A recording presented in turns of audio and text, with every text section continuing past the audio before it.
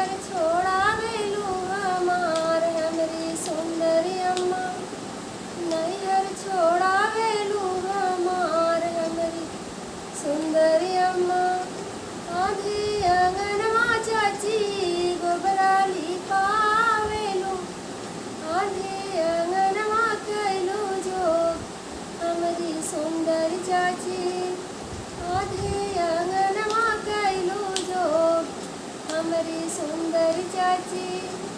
जगवात कैलू चाची अपने दामाद जी के, अपने दामाद जी के। नैहर छोड़ावेलू हमार हमरी सुंदरी चाची। नैहर छोड़ावेलू हमार हमरी सुंदरी चाची। आधे अंगनवा भाभी गोबरा लिपावेलू।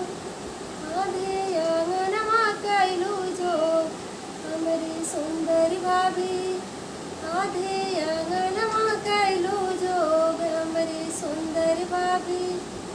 जगवात कैलू भाभी अपने ननदोई जी के, अपने ननदोई जी के। नैहर छोड़ावेलू हमार हमरी सुंदरी भाभी। नैहर छोड़ावेलू हमार हमरी सुंदरी